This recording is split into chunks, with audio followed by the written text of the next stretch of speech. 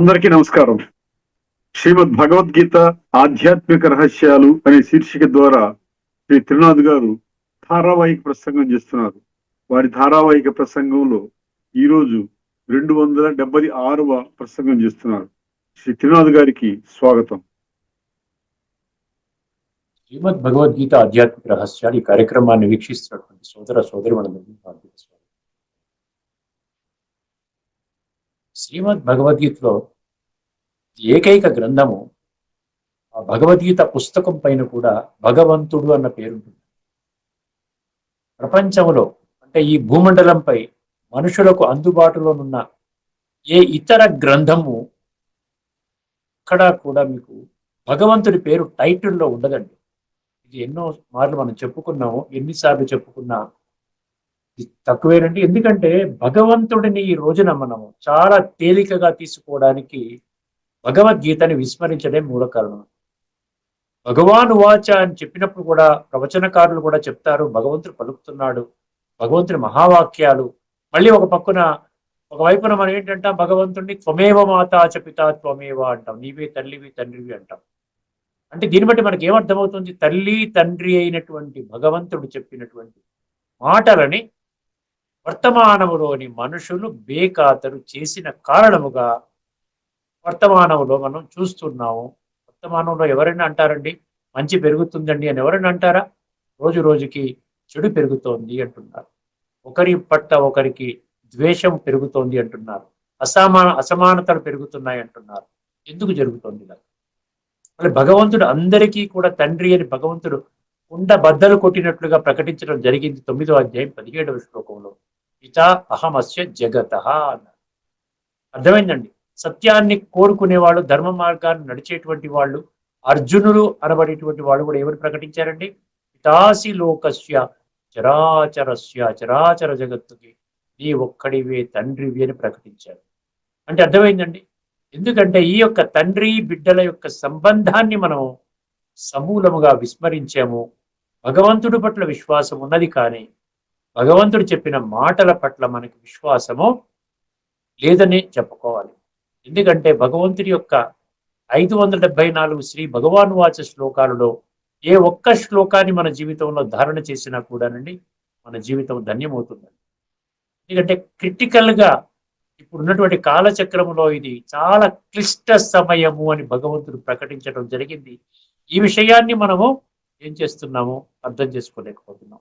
కేవలం కొద్ది మంది మాత్రము తత్వాభిలాషులు, గీతా ప్రేమికులు ఎవరైతే సత్యం ఆధారముగా బుద్ధినేత్రాన్ని తెరుచుకొని వాళ్ళ జీవితాన్ని భగవంతుని యొక్క నిర్దేశకత్వం ప్రకారంగా, భగవంతుని యొక్క డైరెక్షన్ ప్రకారంగా నడుచుకోవడానికి ఇష్టపడేటువంటి అతి కొద్ది సంఖ్యలోని మనుషులు మాత్రమే తత్వము ఆధారంగా ఈ విషయాలు అర్థం చేసుకున్నారు.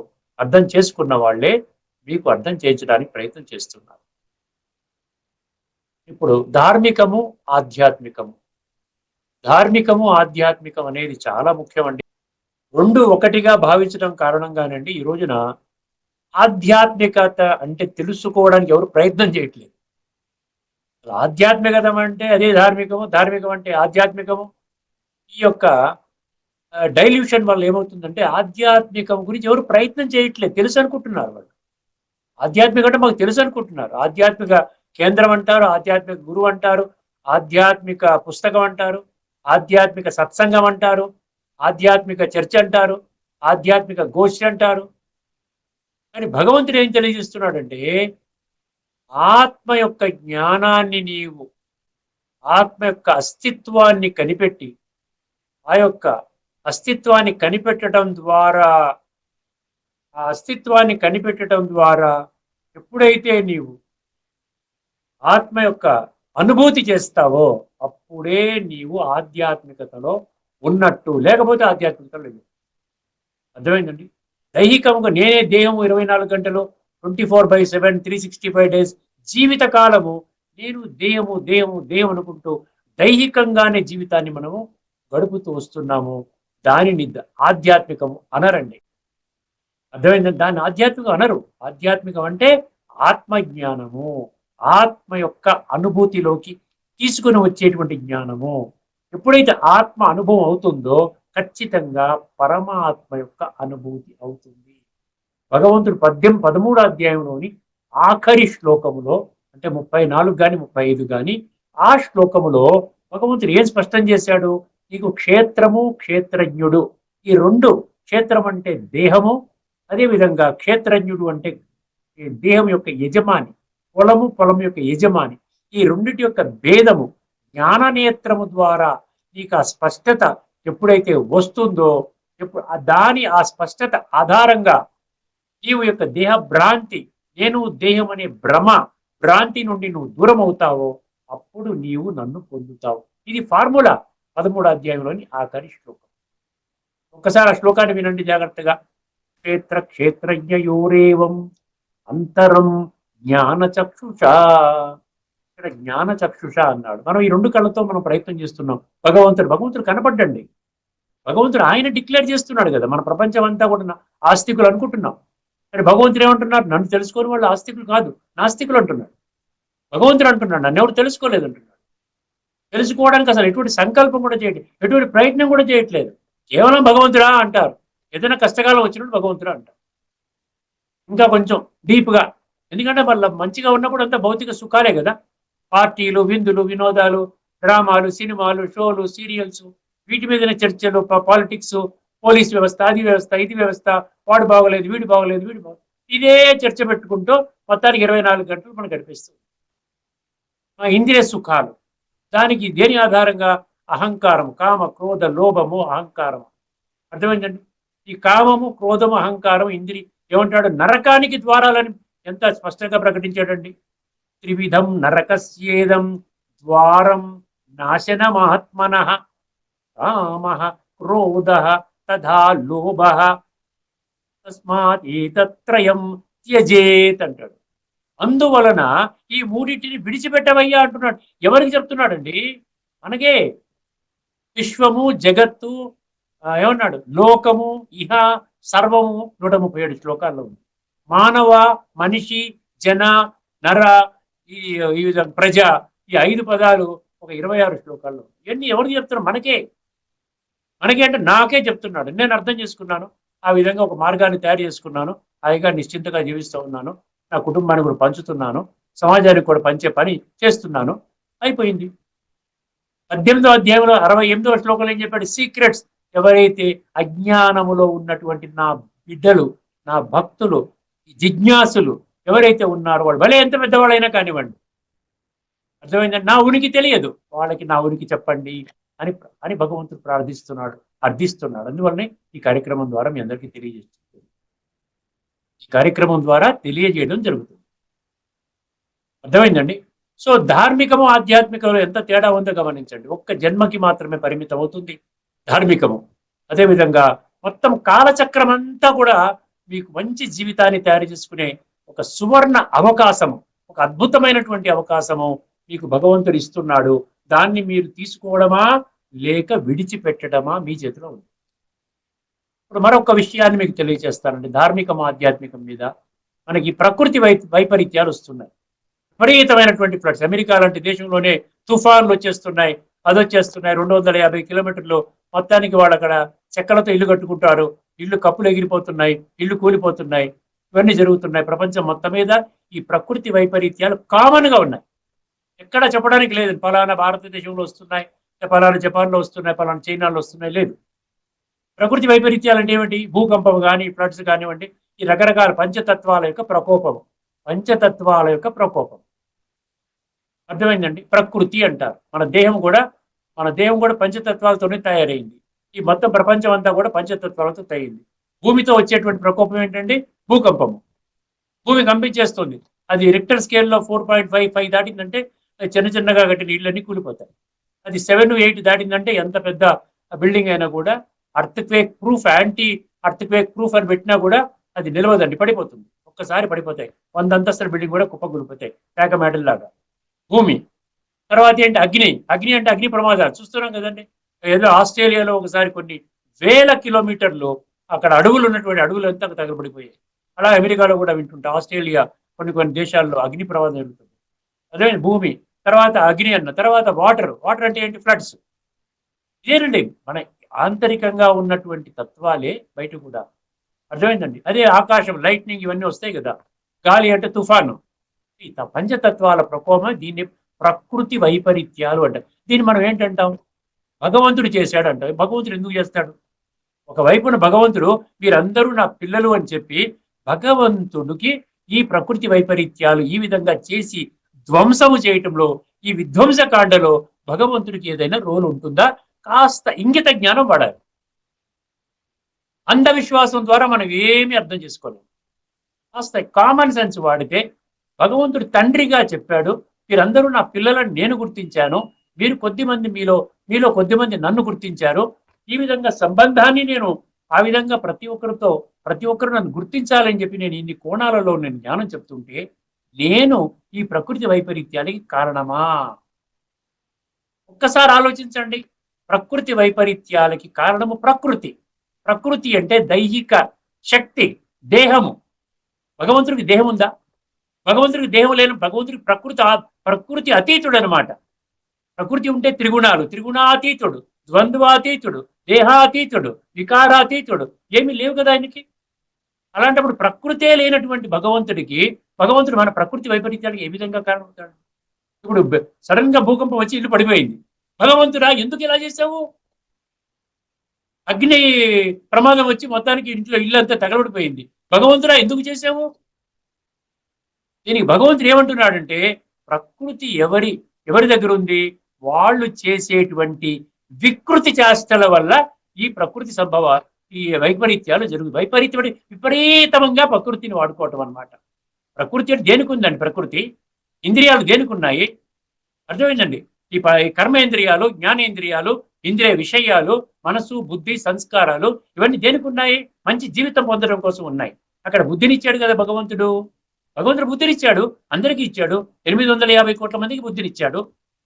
ఎప్పుడైతే ఆ బుద్ధిని వాడుకుంటామో అప్పుడు ఈ ఇంద్రియాలు మన కంట్రోల్లోకి వస్తాయి. నేను ఈ ఇంద్రియాలకి ఒక యజమానిని అన్న విషయం ఇంద్రియాలు బంట్రోతు, కర్మేంద్రియాలు బంట్రోతు, జ్ఞానేంద్రియాలు బంట్రోతు, మనసు, బుద్ధి బంట్రోతు. ఎప్పుడైతే ఆత్మ యొక్క అనుభూతి, స్పిరిచువల్ అండర్స్టాండింగ్ అవుతుందో, స్పిరిచువల్ నాలెడ్జ్ ద్వారా, అప్పుడు ఆటోమేటిక్ ఏమవుతుందంటే మన ప్రకృతి మన స్వాధీనంలో ఉంటే, ఎప్పుడైతే మన ప్రకృతి మన స్వాధీనంలో ఉంటే ప్రకృతి వైపరీత్యాలు రావు. ఇది సత్యము, ఇది ఒక ప్రిన్సిపల్, ఇది ఒక లా.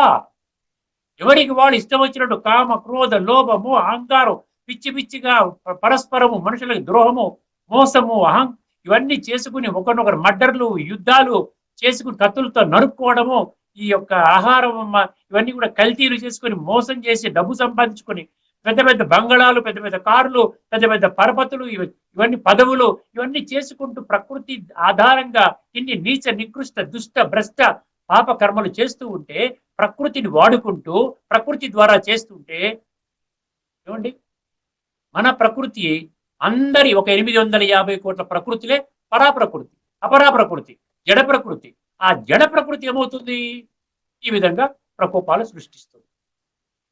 ఇది సత్యము, ఇది స్పిరిచువల్ లా, ఇది ఒక చట్టం అన్నమాట. భగవంతుడు ఎక్కడ ఇన్వాల్వ్ అవ్వడు ఇక్కడ. అందుకనే అంటాడు భగవంతుడు, సత్యయుగంలో, త్రేతాయుగంలో ప్రకృతి నీ కంట్రోల్లో ఉంటుంది అంటాడు. ఎందుకు? అందరూ ఆత్మిక స్థితిలో ఉంటారు అక్కడ. ప్రకృతి అవసరం అన్నప్పుడు వాడుకుంటారు అంతే. ఆత్మ పరమాత్మ ఇంకా ఉండడు అక్కడ. ఆత్మిక స్థితిలోనే చక్కగా ఆత్మలో ఉన్న దివ్య గుణాలతో చక్కగా యథా రాజా తదా ప్రజ అన్నట్టుగా ఒకడే రాజు ఉంటాడు, మిగతా వాళ్ళంతా ప్రజలు ఉంటారు. వేరు వేరు వాళ్ళ సంస్కారాల అనుసారంగా వాళ్ళ పదవులు ఉంటాయి. ఆ విధంగా సత్య త్రేతాయుగాలు నడుస్తాయి. సో ఇది ఆధ్యాత్మిక జ్ఞానము ద్వారానే మనకి ఈ విషయం మనకు అర్థమవుతుంది. ధార్మిక జ్ఞానం ద్వారా ఇవన్నీ ఏం అర్థం కాదండి. ఎందుకు అర్థం కాదు తెలియమంటారా? చెప్పమంటారా? ధార్మికంలో ఎందుకు అర్థం కాదంటే, ధార్మికం అంటే అంధవిశ్వాసంతో కూడుకున్నది. అంధవిశ్వాసం అంటే మూడవ నేత్రం తెలుసుకోలేదు. ఆత్మ అన్నది కేవలం అంటాం, నోటి ద్వారా అంటాం. ఏమంటే నా ఆత్మాభిమానం దెబ్బతింటుంది అంటాం, ఆత్మ అది అంటాం. లేకపోతే ఇంకేమంటా, చనిపోయినప్పుడు ఆత్మకి శాంతి కలుగుక అంటాం. కానీ అసలు ఈ ఆత్మ ఏంటి, ఎక్కడి నుంచి వచ్చింది, ఎందుకు అంటున్నాం? ఆత్మ అంటున్నాం, దేహం అంటున్నాం, రెండు ఉన్నాయి అన్న సంగతి అర్థం చేసుకోలేదు కదా. ఆత్మ దేహం ఉన్నాం. మరి నా ఒంట్లో బాగోలేదు, నేనెవరిని? నా గుండెకి బైపాస్ నేనెవరిని? నా మోకాళ్ళ చిప్పలు అరిగిపోయి నేనెవరిని?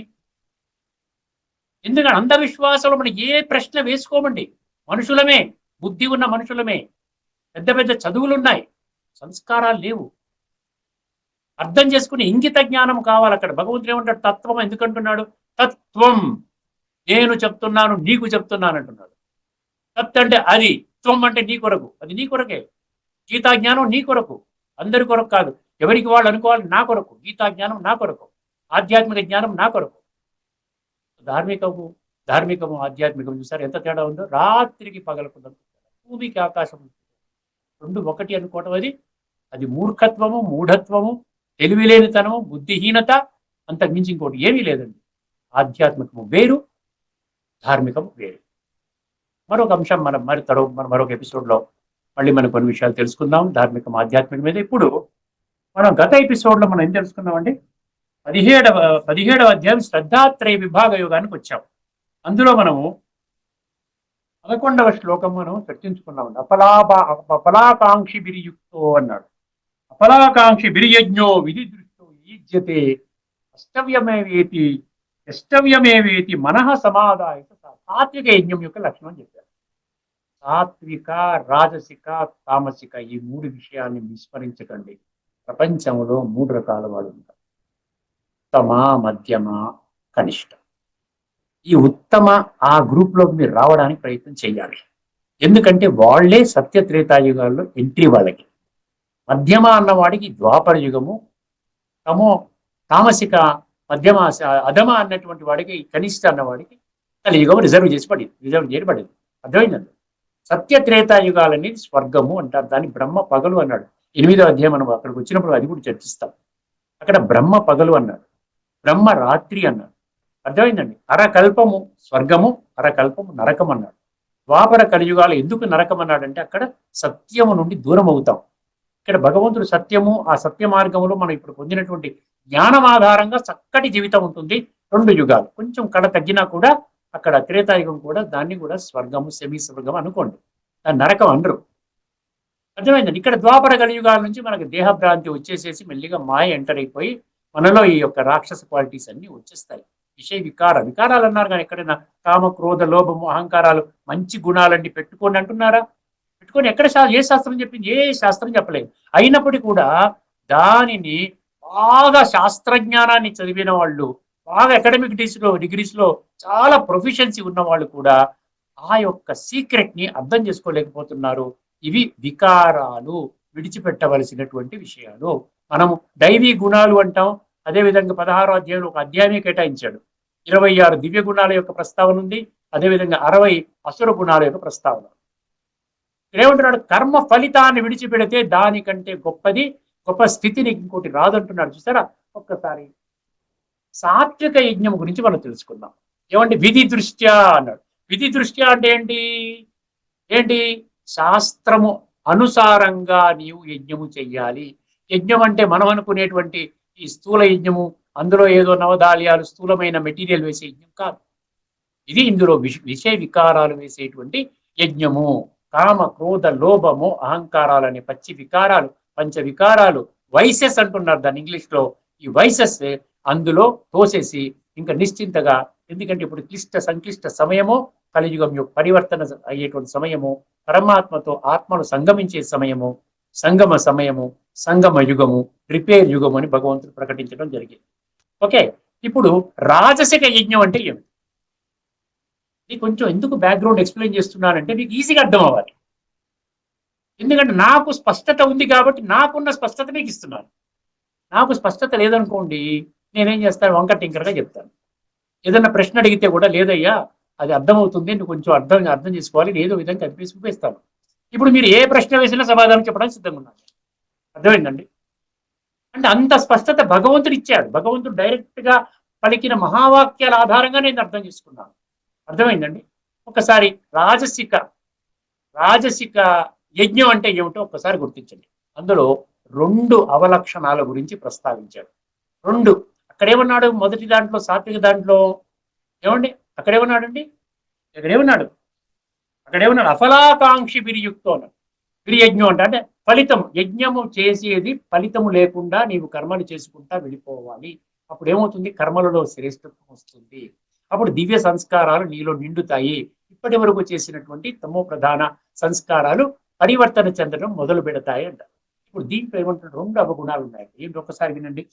అభిసంధాయతు ఫలం, అభిసంధాయతు ఫలం దంభార్థమపి చైవయత్, అభిసంధాయతు ఫలం దంభార్థమపి చైవయత్, విద్యతే భరతశ్రేష్ఠ తం యజ్ఞం రాజసంస్మృతం, విద్యతే భరతశ్రేష్ఠ తం యజ్ఞం రాజసంస్మృతం. ఎంత ఈజీ అండి. అర్థం తెలుసుకుంటే శ్లోకాలు ఈజీగా వస్తాయి. బట్టి పడితే మనకు శ్లోకాలు రావు. అర్థమైంది? బట్టి పడితే మనం మర్చిపోతాం. అర్థం తెలియాలి. అందులో ఉన్న అర్థం ఏంటి ఏమి కన్వే చేస్తున్నాడు భగవంతుడు ఈ శ్లోకం ద్వారా. అభిసంధాయతు ఫలం అంటే, అభిసంధాయ అంటే ఏంటి? అభిసంధాయ అంటే ఏంటి? ఒక లక్ష్యము, ఫలితాన్ని దృష్టిలో పెట్టుకొని చేసే యజ్ఞం అంట. ఫలితాన్ని దృష్టిలో పెట్టుకొని చేసే యజ్ఞం, అది మొదటి అవలక్షణం. అంటే ఏంటి? మా మాకు పిల్లలు లేరండి, ఒక యజ్ఞం చేస్తున్నామండి, పిల్లలు కలగాలి యజ్ఞం. లేకుండా మాకు ధనము పెరగటం లేదండి, ఏదో ఇలా వస్తున్న డబ్బు అలా వెళ్ళిపోతుందండి, ఏదో వ్యర్థంగా వెళ్ళిపోతుంది, ధనము సమృద్ధిగా. కొంతమందికి చూసారా, కొంతమంది వద్దంటే వద్దంటే పట్టిందల్లా బంగారం అంటారు చూసారా, వద్దంటే ఏది ముట్టుకుంటే ఏ వ్యాపారం చేస్తే అది అలా వస్తాడు. పాన్ షాప్ పెట్టినా ఫుల్ జనాలంతా ముగిపోతారు. అక్కడే కొనుక్కుంటాడు, వాడు చూస్తే ₹1,00,00,000 వ్యాపారం అంటాడు. అర్థమైందండి? చిన్న చిన్న రెస్టారెంట్ పెట్టుకుంటాడు. ఆ విధంగా మనం ముందుకెళ్ళిపోతారు. కొంతమంది నడవదు, కొంతమంది ఎవడు రాడు, వాడు ఒక 6 నెలలంతా చూస్తాడు, ఈ కిరాయి కూడా దండగా, ఇవన్నీ మెయింటైన్ చేయడం దండగా మూసేస్తాడు. ఆ విధంగా మనం ఎన్నో చూస్తూ ఉన్నాం. అందుకని కొంచెం ధనం రాకపోతే ఏమంటారు, ఎవరు పెద్దవాళ్ళు ఏం చెప్తారు, ఒక యజ్ఞం చేయండి అంటారు. అర్థమైందండి? సో ఆ విధంగా యజ్ఞం అంటే ఏంటి? ధనము కాంక్షించి. అర్థమైందండి? ఆ విధంగా నేను ధనికుణ్ణి కావాలి, నాకు డబ్బు లేదు ఎక్కువగా, అందుకని కొంత డబ్బు ఖర్చు పెట్టి 10 లక్షలు ఖర్చు పెట్టి పృథ్వీకుల్ని పిలిపించి, వేద పండితులు పిలిపించి ఒక రోజంతా కూర్చొని యజ్ఞం చేస్తున్నారు. అదేవిధంగా ఇంకేం చేస్తాం? పిల్లవాడు అమెరికా వెళ్తున్నాడండి, వాడు చక్కగా ఉండాలి, ఆరోగ్యంగా ఉండాలి, ఒంటరికి వెళ్తున్నాడు, ఆ విధంగా పంపిస్తున్నాము, ఒక యజ్ఞం చేసి పంపిద్దామని యజ్ఞం చేస్తారు. అంటే ఏంటి? ఏదో ఒక కోరిక పెట్టుకొని, ధనము కావాలి, ఆ అమ్మాయి వివాహం కావాలి, లేకపోతే డబ్బు కావాలి, లేకపోతే ఇంకోటి ఏం చేస్తున్నారు ఇక్కడ, ఇదేమన్నా అభిసంధాయతు ఫలం దంభార్థం అన్నాడు. దంభం అంటే ఏంటి? దంభము అంటే ఆంతరికంగా జీరో. ఈ ఆంతరికంగా ఇంటెన్షన్ ఏమి, ఆత్మని శుద్ధి చేసుకునే ఇంటెన్షన్ ఏమాత్రము లేదు. దంభము అంటే హిపోక్రసీ అంటాడు ఇంగ్లీష్లో. దంభము అంటే బయటికి మాత్రమే మనకి చూపించుకోవడానికి చేసేటువంటి వ్యవహారము. అర్థమైందండి? షో అన్నమాట. దాని పెద్ద పబ్లిసిటీ, అందరినీ ఆహ్వానించటం. మేము చేస్తున్నామండి, దంపతులుగా వీళ్ళు చేస్తున్నారండి, 5 కోట్లు ఖర్చు పెట్టి చేస్తున్నారు, 3 రోజుల యజ్ఞం ఇది. దగ్గర దగ్గర 100 మంది ఋత్వికులు వచ్చారు, 100 మంది ఈ విధంగా వచ్చారు, వేద పండితులు వచ్చారు, వాళ్ళు యజ్ఞం చేస్తున్నారు. అందరూ కూడా వచ్చేస్తారు, వైఫ్ అండ్ హస్బెండ్ వచ్చి కూర్చుంటారు, చేస్తారు, తప్పు కాదండి. కానీ అక్కడ భగవంతుడు ఏమంటున్నాడు? ఇది ఫలితము కోరుకుని చేసేటువంటిది, ఇది ప్రతిఫలాన్ని కోరుకుని చేసేది, ఇంకొకటి పేరు ప్రతిష్టల కోసం చేసేది. డబ్బున్న వాళ్ళు దేనికోసం చేస్తారు చెప్పండి? డబ్బున్న వాళ్ళు డబ్బు కోసం చేయరు కదా. ఆల్రెడీ ఇప్పటికే 100 కోట్లు ఉన్నాయి వాళ్ళ దగ్గర. ఏం చేస్తారు? పేరు ప్రతిష్ట కోసం చేస్తారు. పెద్ద పెద్ద వాళ్ళు మన దగ్గరికి రావాలి అంటే మనం ఒక గొప్ప యజ్ఞం చెయ్యాలి. చేసినట్లయితే పెద్ద పెద్ద కుటుంబాల వాళ్ళు వచ్చి అక్కడ కూర్చుంటారు, మనతో సంబంధం ఏర్పడుతుంది. వీళ్ళ ద్వారా సంబంధం ఏర్పడితే నాకు ఇంకా పెద్ద పెద్ద వ్యాపారాల్లో సహాయం దొరుకుతుంది. ఇలాంటి ఆలోచనలు పెట్టుకుని చేసేటువంటి యజ్ఞం అంటున్నాడు భగవంతుడు. అక్కడ దంభం అనే పదం ఎందుకు వాడాడు? హిపోక్రసీ అని ఎందుకు వాడాడు? నీకు ఎటువంటి కూడా యజ్ఞము ద్వారా నీవు బాగుపడాలి, నీవు స్వర్గంలోకి వెళ్ళాలి, సత్యత్రేతాయుగాల శ్రేష్టమైన జన్మం తీసుకోవాలి, ఆత్మజ్ఞానం పొందాలి, పరమాత్మ తత్వాన్ని అర్థం చేసుకోవాలి, సంస్కార పరివర్తన చేసుకోవాలి, సాటి మనిషిని మనం గౌరవించాలి. నేనేం పెద్దవాడిని కాదు, నేను కూడా వర్తమానంలో ఉన్నటువంటి 850 కోట్లలో నేను ఒకడిని, సర్వే జన సుఖినోభవంతు అంటున్నాను, అందరి సుఖం కోరుకోవాలి, లోకా సమస్త సుఖినోభవంతు అంటున్నాను, లోకంలో ఉన్నటువంటి అందరూ పరమాత్మ సంతానము అన్న విషయం అర్థం చేసుకోవాలి, సర్వమానవ సౌభ్రాతృత్వం అంటున్నాం, వసుదైవ కుటుంబకం అంటున్నాం. ఇవన్నీ శాస్త్రాలు చెప్పినవే, ఇవన్నీ బయట ఎక్కడ ఎవరు చెప్పలేదు. ఇవన్నీ ఆధ్యాత్మిక జ్ఞానాన్ని దృష్టిలో పెట్టుకుని చేసే యజ్ఞం కాదు ఇది. దంభార్థమపి చైవయేత్ అన్నాడు. ఈ 2 లక్షణాలు ఉన్నాయి. ఈ 2వ లక్షణాలు కానీ మీకుంటే మీరు చేసే యజ్ఞము భలే 100 కోట్లు ఖర్చు పెట్టి ఉండొచ్చు, కానీ దీనివల్ల మీకు స్వర్గ ద్వారాలు తెరవబడవు. నో ఎంట్రీ ఇంటూ సత్యత్రేతాయుగ. ఎందుకంటే ఇది ఆత్మశుద్ధి చేసేటువంటి యజ్ఞము కాదు. స్థూలమైన వస్తువులు వేస్తున్నారు, విషయ వికారాలను వెయ్యాలంటున్నాడు కదా భగవంతుడు. విషయ వికారాలు, కామ క్రోధ లోభ, ఇవన్నీ విషయ వికారాలు, ఇవన్నీ కూడా వేసేయాలి. ద్వేషము, రాగము, అసూయ, శత్రుత్వ భావన, వాడు మంచివాడు కాదు, వీడు మంచివాడు కాదు, అర్థమైందండి. సో ఇది ఏమంటున్నాడు, ఇది ఈ యొక్క ఎపిసోడ్ యొక్క తత్వం ఏంటండి, ఒకసారి మళ్ళీ గమనిద్దామండి. అభిసంధాయతు ఫలం దంభార్థమపి చైవయత్ విజ్యతే భరత శ్రేష్ఠ. ఇక్కడ అర్జునుడి భరత శ్రేష్ఠ ఎందుకన్నాడు చూడండి. ఒక్కొక్క దగ్గర ఒక్కొక్క శ్లోకంలో ఒక్కొక్క పేరు పెట్టి పిలుస్తున్నాడు. అర్థమైందండి. భరత శ్రేష్ఠ అంటే ఈ భరత వంశములో ఉన్నటువంటి చాలా శ్రేష్టమైన వాడంటే భగవంతుణ్ణి గుర్తించిన వాళ్ళందరూ కూడా భరత శ్రేష్ఠ. అర్థమైందండి. భగవంతుని గుర్తించడం కంటే అంతకంటే గొప్ప శ్రేష్టమైనటువంటి విధానం ఉందా ఎక్కడైనా? పరమాత్మని గుర్తించాడు, పరమాత్మ యొక్క జ్ఞానాన్ని అర్థం చేసుకున్నాడు.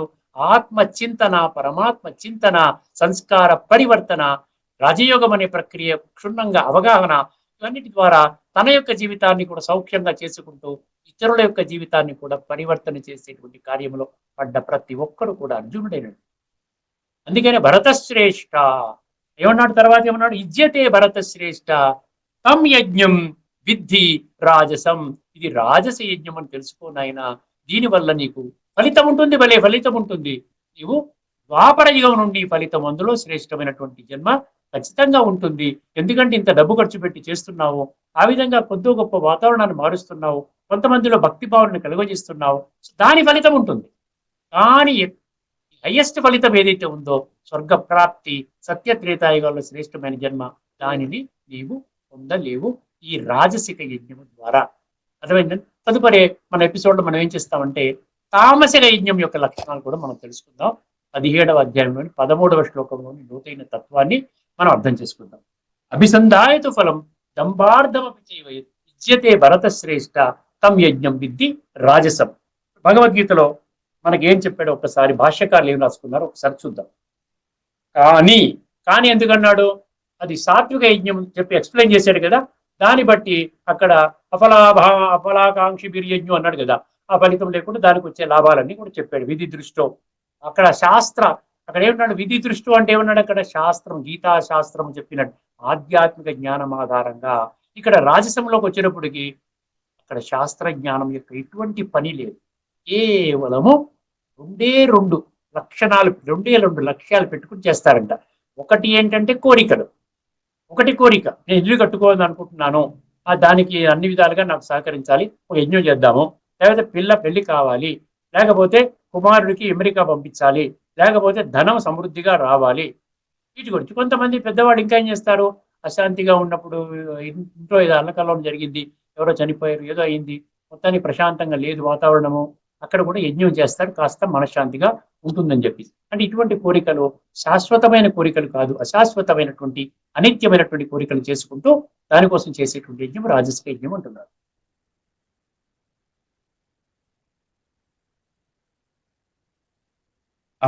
అఫలాకాంక్షి వినియజ్ఞం విధి దృష్టో అయిపోయింది. అది అభిసంధాయితు ఫలం దంభార్థమపి చైవయే విద్యతే భరత శ్రేష్ఠతం యజ్ఞం విద్ధి రాజసం. ఇందులో ఏమన్నాడు చూడండి, కానీ ఓ అర్జున సరి అయిన నిష్ట లేకుండా, ఎందుకు నిష్ట లేకుండా అన్నట్టు తెలుసునండి, అశాస్త్ర విహితం అన్నమాట. అశాస్త్ర విహితం అంటే శాస్త్రం ఏం చెప్తుంది, ఇలాంటి యజ్ఞం చేయమని చెప్పలేదు. ఫలితాన్ని విడిచిపెట్టు, శాస్త్రం అనుసారంగా ఆధ్యాత్మిక జ్ఞానము ద్వారా సంస్కార పరివర్తన యజ్ఞం చేయమని చెప్తోంది. అప్పుడే నీకు హయ్యెస్ట్ నీకు ప్రాప్తులు నీకు లభిస్తాయి. ఓ అర్జున, సరి అయిన నిష్ట లేకుండా ఆడంబరము కొరకు ఆచరింపబడినదియు ప్రతిఫలాపేక్షతో చేయుబడినదియు. ఆడంబరము కొరకు అంటే షో అంటారు కదా, అక్కడ దంభము అంటే షో అనమాట, ప్రిటెన్షన్ అంటారు. అంటే పైన చూపించుకోవడానికి మాత్రమే, ఆంతరికంగా ఏమి సంస్కార పరివర్తన కానీ, భగవంతుని యొక్క స్మృతి కానీ, ఆత్మ చింతన కానీ ఇటువంటి ఏం ఆలోచన ఉండవండి. ప్రతిఫలాపేక్షతో చేయబడినదియు అగో యజ్ఞము రాజస యజ్ఞము అని ఎరుంగుము. ఇక్కడతో మనం ఈ చర్చని ముగించుకుందామండి. తదుపరి ఎపిసోడ్లో నేను చెప్పాను కదా, తామసిక యజ్ఞము యొక్క లక్షణాలు ఏమిటి, ఆ లోతైన తత్వాన్ని మనము అర్థం చేసుకుంటే మనకేమవుతుందంటే, వర్తమానంలో జరిగేటువంటి యజ్ఞము భగవంతుడు చెప్పినటువంటి యజ్ఞం అనుసారంగా ఉండాలి. జపయజ్ఞం అన్నాడు, సర్వయజ్ఞాలలోకి నేను చెప్పేది జపయజ్ఞం అన్నాడు 10వ అధ్యాయంలో 25వ శ్లోకంలో అన్నాడు. ఆ విధంగా మనం పరివర్తన చెందడానికి, సాత్విక స్థితిలో రావడానికి, మన వర్తమాన జీవితాన్ని ఉద్ధరించుకోవడానికి, భావి జీవితం కూడా చక్కగా తయారు చేసుకోవడానికి ఉపయోగపడుతుంది. ఓకేనండి, మరొక ఎపిసోడ్లో మళ్ళీ మనం కలుసుకుందాం. అంతవరకు సెలవు. అందరికీ నమస్కారం. లోకా సమస్త సుఖినో భవంతు.